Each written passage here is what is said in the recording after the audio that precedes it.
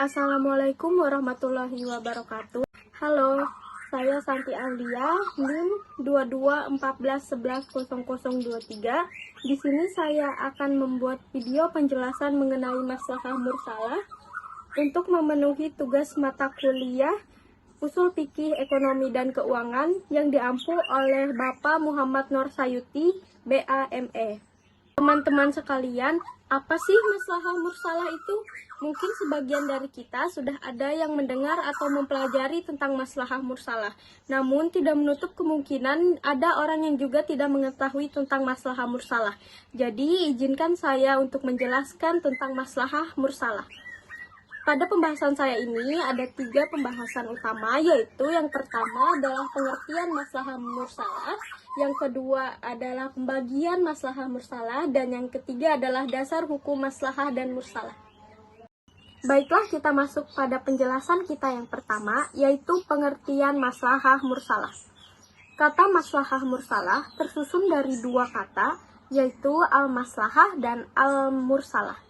Kata al-maslahah dari kata solaha yang artinya bagus atau baik. Bentuk masdarnya adalah sulhan atau muslahatan yang artinya kebaikan atau kemaslahatan. Secara general, maslahat ini seperti manfaat menurut lafal dan maknanya. Manfaat baik dalam memperolehnya ataupun menjaganya, mempertahankan atau memeliharanya.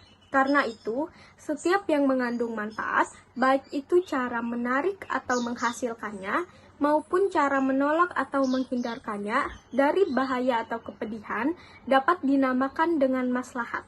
Sedangkan mursalah artinya sama dengan mutlakah, yaitu terlepas. Maksudnya tidak ada dalil tertentu, baik Al-Quran ataupun hadis, yang membenarkannya atau membatalkannya. Menurut istilah para ulama usul fikih, maslahah mursalah adalah suatu kemaslahatan di mana syar'i tidak mensyariatkan suatu hukum untuk merealisir kemaslahatan itu, dan tidak ada dalil untuk menunjukkan atas pengakuan atau pembatalannya. Pembahasan yang kedua yaitu pembagian maslahah mursalah. Maslahah mursalah dibagi menjadi 3, yaitu yang pertama dilihat dari segi prioritas penggunaannya, yang kedua dilihat dari segi berubah atau tidaknya, dan yang ketiga adalah dilihat dari segi keberadaan menurut syara. Baiklah, di sini kita akan membahas 3 pembagian maslahah mursalah tadi dan jenis-jenisnya. Pembahasan pertama dari pembagian maslahah mursalah yaitu dilihat dari segi prioritas penggunaannya yang terbagi menjadi 3, yaitu yang pertama maslahah al-daruriyah, yaitu kemaslahatan yang berhubungan dengan kebutuhan pokok umat manusia di dunia maupun di akhirat, yaitu perkara-perkara yang telah menjadi tegaknya kehidupan manusia, yang bila ditinggalkan maka akan menyebabkan kerusakan, fitnah, dan kehancuran yang hebat.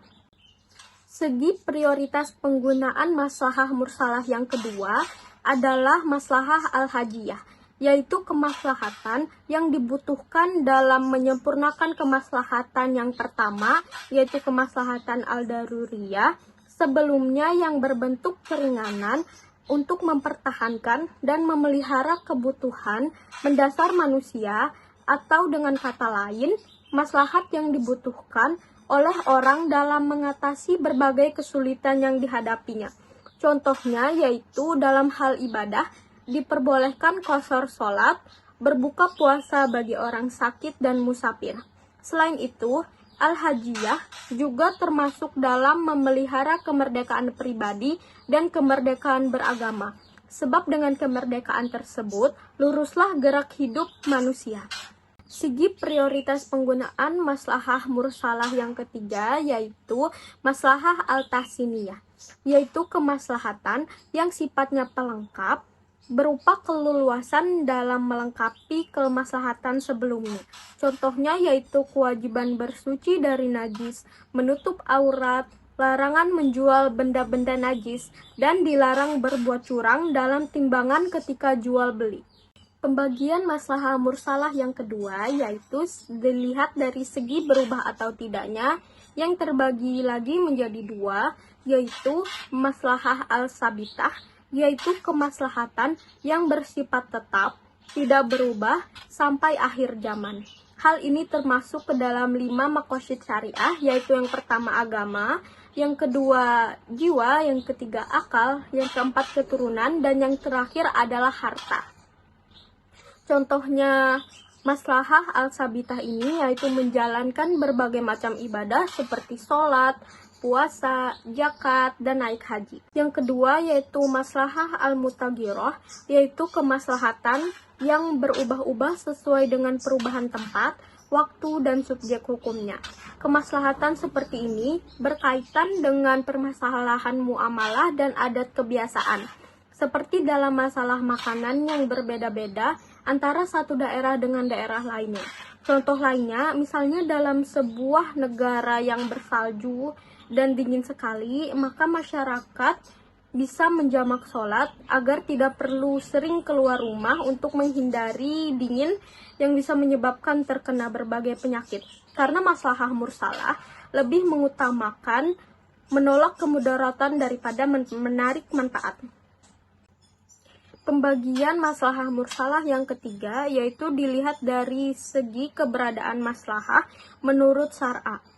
Yaitu yang pertama adalah maslahah al-mu'tabarah, yaitu kemaslahatan yang didukung oleh syar'a baik dari Al-Quran maupun hadis. Maksudnya, ada dalil khusus yang menjadi dasar bentuk dan jenis kemaslahatan tersebut.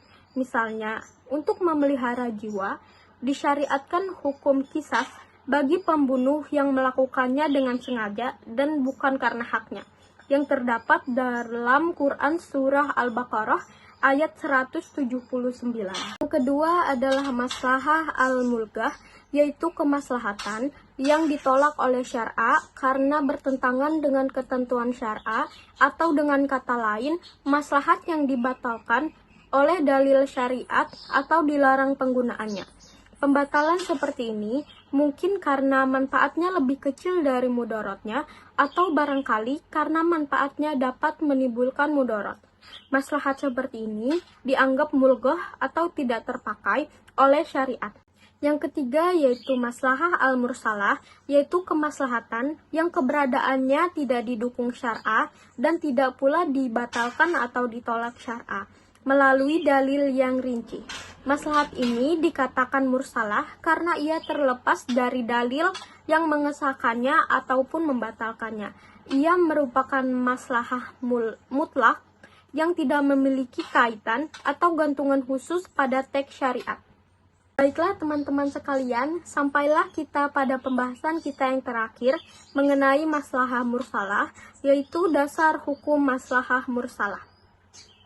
Maslahah al-mursalah selain yang berlandasan pada hukum syar'a secara umum, juga diperhatikan adat ataupun hubungan antara satu manusia dengan yang lain. Hal tersebut merupakan pilihan utama untuk mencapai kemaslahatan. Dengan demikian, maslahah mursalah hanya diperbolehkan untuk muamalah, bukan ibadah. Jadi ingat ya teman-teman, maslahah mursalah hanya diperbolehkan untuk muamalah dan dilarang untuk ibadah. Maslahah al-mursalah itu difokuskan terhadap yang tidak terdapat dalam nas, baik dalam Al-Quran maupun As-Sunnah, yang menjelaskan hukum-hukum yang ada penguatnya melalui iktibar.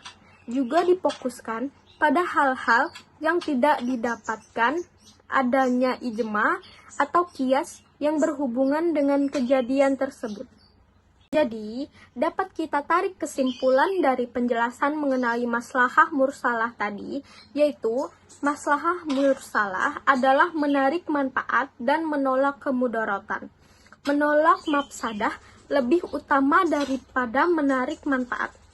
Sesuatu dikatakan mafsadah apabila mengancam 5 tujuan syariah atau 5 maqasid syariah, yaitu agama, jiwa, akal, keturunan, dan harta, serta berdampak langsung dan besar. Maslahah mursalah hanya diperbolehkan dalam muamalah dan dilarang dalam ibadah. Jadi teman-teman, itulah yang bisa saya jelaskan mengenai maslahah mursalah. untuk penjelasan yang lebih rinci dan lebih lengkap, mungkin teman-teman sekalian bisa mencari referensi di internet atau bertanya kepada gurunya, karena tentu saja penjelasan saya mengenai maslahah mursalah tadi belum lengkap dan saya hanya mengambil secara garis besarnya. Untuk itu saya pamit undur diri. Wabillahi taufiq wal hidayah. Wassalamualaikum warahmatullahi wabarakatuh.